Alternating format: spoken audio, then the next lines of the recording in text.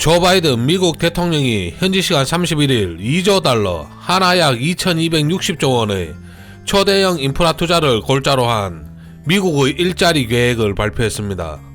향후 8년간 미국 국내 총생산 GDP의 10%에 달하는 2차 대전 이후 최대 일자리 투자 계획이라고 합니다. 지난달 10일 1조 9천억 달러, 하나 약 2150조 원의 경기 부양안이 의회를 통과한 지 3주 만에 더 큰 규모의 부양안을 발표하며 신종 바이러스 감염증으로 타격을 입은 미국 경제를 살리겠다는 뜻을 분명히 했습니다. 이를 통해 세계 경제 무대에서 경쟁국 중국을 따돌리고 미국의 1인자 자리를 굳건히 하겠다는 계획으로 풀이되기도 합니다. CNN과 AFP 통신의 매체는 바이든 대통령은 이날 펜실베니아주 피츠버그에서 가진 연설에서 이 계획이 수백만 개의 일자리를 창출하고 미국 경제에 활기를 불어넣으며 미국이 중국과 경쟁하는 것을 도울 것이라고 밝혔다고 보도했습니다. 그는 자신의 제안을 미국에서 한 세대에 한 번 있는 투자라고 의미를 부여하고 2차 대전 이후 최대 규모의 미국 일자리 투자라면서 수백만 개의 일자리, 좋은 보수를 주는 일자리를 창출할 것이라고 강조했습니다. 이어 나는 부에 대한 보상이 아니라 노동에 대해 보상하는 국가 계획을 제안한다며 모두에게 성공할 기회를 주는 공정한 경제를 구축할 것이라고 했습니다. 그는 세계에서 가장 강력하고 복원력 있는 혁신 경제를 창출할 것이라며 그것은 가장자리를 땜질하는 계획이 아니다. 우리가 수십 년 전 주간 고속도로 건설과 우주 개발 경쟁을 한 일에 봤던 것과는 다르다고 말했습니다. 이어 오늘 저는 미국의 일자리 계획에 관해 말하고 싶다. 도로, 교량, 항공 등 교통 인프라를 현대화하는 것이라고 밝히면서 그것은 핵심적인 방식으로 경제를 성장시킨다.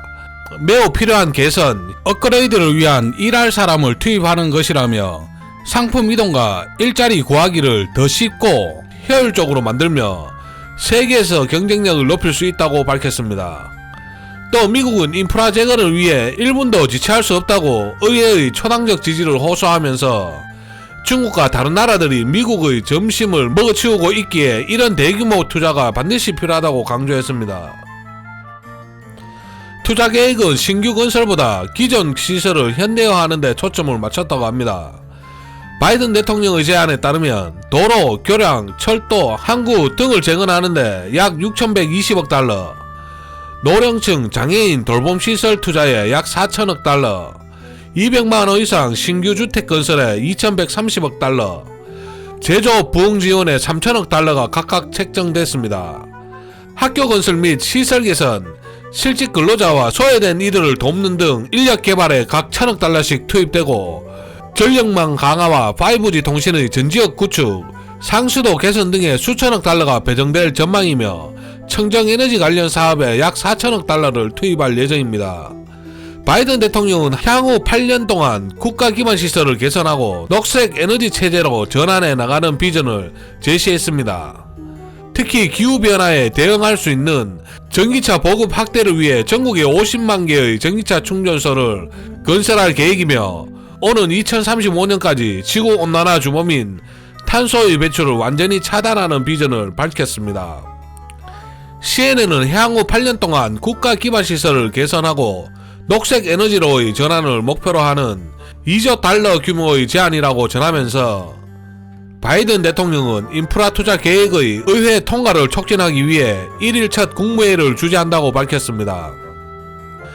ABC 방송은 바이든 대통령이 재원 마련을 위해 수조 달러 규모 증세를 제안할 것이라고 보도했습니다. 그는 지난해 11월 미국 대선 당시 선거 공약으로 법인세율 인상안을 강력히 예고한 바 있습니다. 정치 전문 매체 엑시오스는 이날 바이든 대통령이 법인세율을 21%에서 28%로 연소득 40만 달러, 하나 약 4억 5천만원 이상 고소득자 세율을 37%에서 39.6%로 올리는 방안을 고려 중이라고 전했습니다. 워싱턴 포스트는 이번 투자 계획이 비용 문제로 논란에 직면했다고 보도했습니다. 바이든 대통령이 제안한 법인세 인상이 통과돼도 2조 달러를 충당하는 데는 15년이 걸려야 한다고 전했습니다. 또 뉴욕 타임스에 따르면 미국 기업들은 투자금을 마련하기 위해 향후 15년간 높은 세금을 부담해야 한다면서 미 상공회의소는 미국 기업들의 경쟁력을 약화시킨다며 반대 의사를 밝혔다고 전했습니다. 미치 매코널 공화당 상원 원내대표는 이번 인상안은 미국의 투자와 경쟁력을 해친다고 비판하기도 했습니다. 이번 초대형 인프라 투자로 미국으로 수출하는 국내 건설 장비 업계는 물론이고 세계 경기가 살아나는 효과가 있어 물동량이 늘어나는 계기가 될 것으로 보여 해운업계와 5G 구축을 위한 통신 장비 업계, 또 친환경과 관련 있는 풍력, 태양광, 전기차 부품 관련 업계도 수혜가 예상됩니다. 또 백악관은 이날 인프라 투자안을 소개한 자료에서 미국의 전기차 시장이 중국의 3분의 1에 불과하다는 점을 언급하면서 바이든 대통령은 변화가 필요하다고 본다고 강조했습니다. 이는 미래 성장 잠재력이 큰 전기차 산업에서 중국의 패권을 넘기지 않겠다는 뜻으로 풀이된다고 합니다.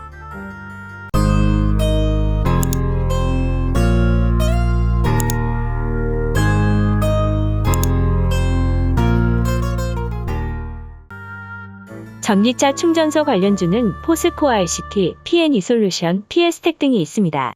포스코 ICT는 소프트웨어 개발, 정보 처리 및 정보통신 서비스업 등을 영위할 목적으로 1989년에 포스데이터 주식회사로 설립되었으며 2000년 코스닥 시장에 상장됐습니다.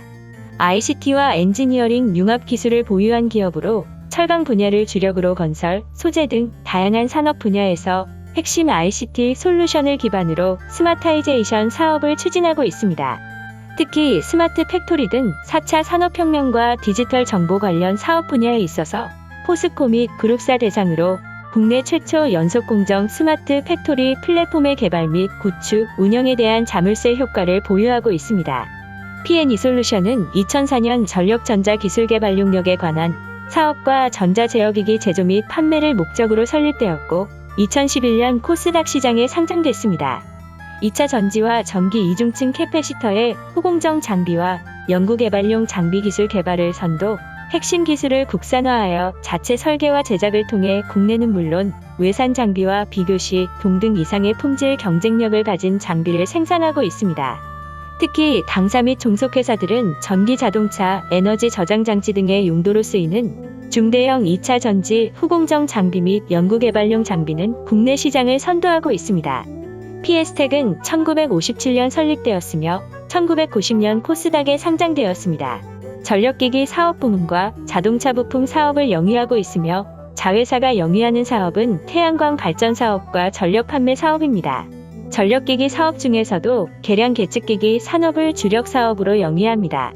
AMR 시스템화한 중앙검침 시스템, 디지털 EM, 디지털 TS, 가스미터, 수도미터, 온수미터, 열량계, 금용 카운터기 등을 생산합니다. 2018년부터 전기차 충전기 사업을 시작하여 2019년 약 45억, 2020년 약 80억의 매출을 이루었습니다.